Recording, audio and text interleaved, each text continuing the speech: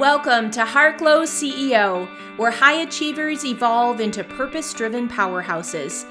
I'm Casey Rossi, your integrative leadership coach.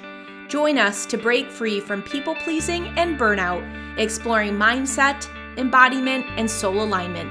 Discover expert insights, success stories, and actionable tips for holistic wealth on your terms. This is where transformation meets the modern female leader. Let's go.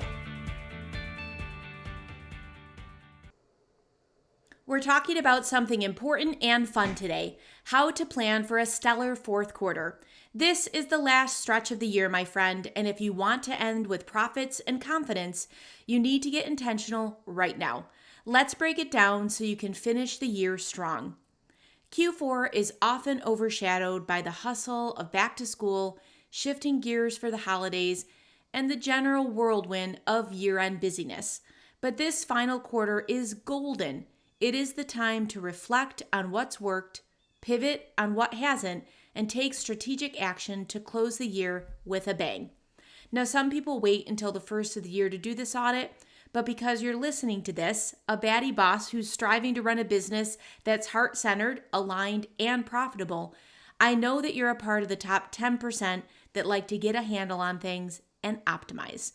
So now is the perfect time to review and capture the final 25% of your year and earning potential. Let's get real. Maybe you've been treading water and managing all the details, but feel like you could do more. You're ready to gain clarity, but you need a roadmap for this last leg of the race. I get it. Life can be challenging, and sometimes it feels like you get knocked down again before you even have a chance to rebound from the first hit. There is a tremendous amount of time, love, money, and energy that goes into something worthwhile, and your business is no exception. With Q4 just around the corner, it's easy to let time slip away, but that's exactly why right now is the time to get ahead. It's not about doing more, it's about focusing on the right things, simplifying where needed, and being intentional about what will move the needle. Whether you're already riding the wave of momentum or need to restart after a tough Q3, this is your moment. Without a game plan, Q4 can become a blur of scattered energy. You might find yourself overwhelmed by the rush of the season, coasting from one day to the next, while your business takes a backseat to everything else. But you can shift that. When you're proactive instead of reactive, you can control how you finish this year and set yourself up for more abundance, joy, and fulfillment. Yes, please. So let's look at 4 key pillars to a successful Q4 plan. The very first one is to review and reflect, because unless we know where we've been, we can't really truly have a game plan to where we want to go. So start by conducting a comprehensive Q1 to Q3 review. What worked? What didn't? Which strategies brought you closer to your goals? And which ones drained your energy? For conscious leaders, it's not just about looking at the numbers. It's about feeling into what activities felt aligned with your deeper purpose. Get clear on what will make this quarter feel both profitable and fulfilling. I encourage you to not rush this process. Brew your favorite beverage and carve out a deep work block to dive in. So the invitation is to pull up your analytics, see where you had the most ROI, and make a note of it. If you're metrics averse, and no judgment, I was too for years, just take a deep breath and know that you can do this. Acknowledge your avoidance and proceed. You've got this. Remember to look at what losses occurred. And I don't just mean financial losses. I also mean loss of time or client interest. Then think about what brought you the most joy. Which projects or people lit you up? Make a note of that. Lastly, tune into where there was resistance and where there was flow.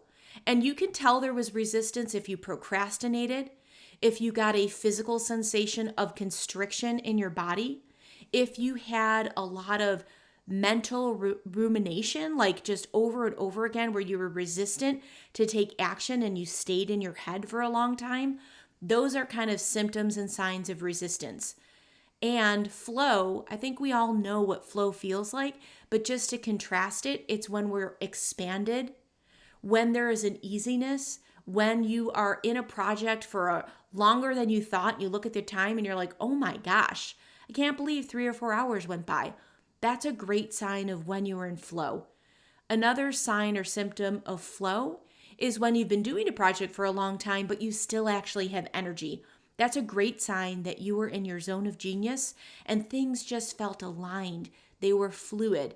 You were on purpose. You were in that sweet spot. So just tune in to the times in your last 3 quarters where there was that resistance or crunchiness and procrastination, and where there was that expansion, fluidity, and energy. Capture those details and have a list of these 3 categories: your metrics, what brought you joy, where were the losses, and where were the resistance and flow. Next is setting your intentions. Once you reviewed your list, it's time to get laser focused.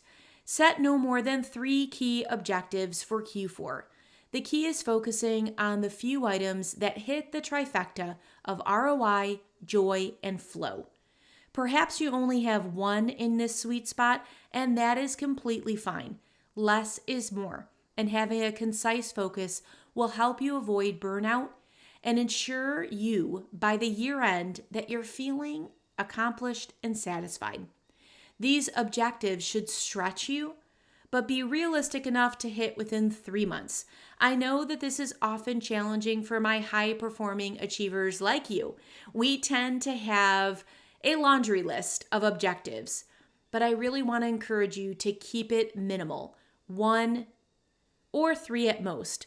For example, let's say you have this desire to increase your email list by 20%, launch a new service offering, or get more visible on social media.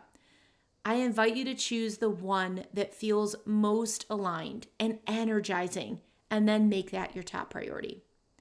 Lastly, create a tactical plan, because we know that if we just write things out, have lists upon lists, are super uber organized in our journal, but then we don't put in the tactical part, it's just going to sit into piles of this amazing inspiration, but not bring you results, not bring you the profits that you desire. So this step is really important. Breaking down each of those objectives into bite-sized weekly actions. It's not enough to set goals. You need to map out the how behind achieving them. This is where having a structured, tactical plan will make all the difference. Prioritize your time, batch tasks, and delegate anything that drains your energy. And yes, even if you're a solopreneur, delegation is possible through outsourcing. So for example, if your goal is to launch a new service, your plan might include finalizing your offer by the first week of October, building your sales page by the second, and promoting it through social and email marketing by week 3. So you can kind of see there's still step-by-step, bite-sized, actionable plans in your goal, but you're really just focusing on that one big, most important thing. All right, I've got a free Thrive Planner. It's a simple but powerful one sheet to help your day be set up to win the day, to thrive. There's an overall goal section, and then there is a spot for your top 3 MITs, most important things that align to that main objective. This will help you stay on track. I'll drop a link to this free one sheet. You can grab it in the show notes. All right, then we have this idea or this concept of embracing the energy of completion. There is something so powerful about finishing things, and I'm a big fan of closing loops. Whether it's an energy loop, communication loop, or to-do list that's been hanging over my head. I don't doubt that you juggle many plates, and it's easy to leave projects half done. I mean, we all have these projects. I mean, my hand is raised for that too. We just start things, we get excited, and then like something else becomes shiny, or there's a fire, or whatever. But I really want to personally make Q4 the quarter of completion and also want you right there by my side doing the exact same thing, tying up loose ends, clearing out mental clutter, and finishing projects that will make us feel, again, accomplished and satisfied. I know personally a recurring task that I feel so much better going into the new year once buttoned up is my accounting. So one of my personal goals is to have it complete and ready to go by Jan 1. So back to you. That free lead magnet that you started but never finished, complete it. The bookkeeping task that's been hanging over your head, check it off. Completion creates momentum and will propel you into the new year with confidence. It will make such an amazing difference to not feel behind the 8 ball when people are ringing in the new year. We really want to be able to celebrate. All right, as you plan for Q4, remember that your energy is your greatest asset. And my advice is to guard your energy like a CEO. With the holidays and personal commitments creeping in, it's important to safeguard your boundaries. Say no to anything that doesn't align with your goals and make self-care non-negotiable. When you're grounded and nourished, you'll have more to give to yourself, to your business, and to everyone else around you. And a little side note here. If you're a natural caregiver, self-care may be a challenge for you. I was talking with a client the other day and I was asking her about her self-care. And she was like, well, I'm okay for the moment. I'm not sinking. She was visibly uncomfortable when I was talking to her about this and actually looked like tears were welling up. I invited her to listen to her language and asked what it would look and feel like if she didn't wait to fill her own cup up until she was drowning. What would it feel like to float? She immediately went into a list that involved helping other people, her staff, husband, and special needs child. Isn't that interesting? So if you can relate to that, my friend, I especially want you to think about just you, the glorious, magnificent human that you are. This doesn't mean that we negate helping others, but it does mean that we actually take a moment to say to ourselves really deeply and mean it and feel it that I matter too. I matter too.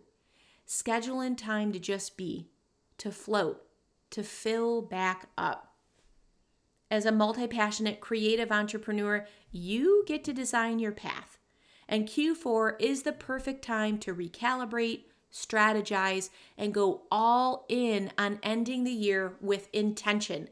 Take these tools and begin mapping out your stellar Q4 today. I'm rooting for you to end this year strong, profitable, and most importantly, deeply fulfilled. And I'm all ears. If you want to bounce your strategy off me, I'm happy to take a look. DM me and I will personally reply. Until next time, my friends, keep glowing from the inside out and breathe joy.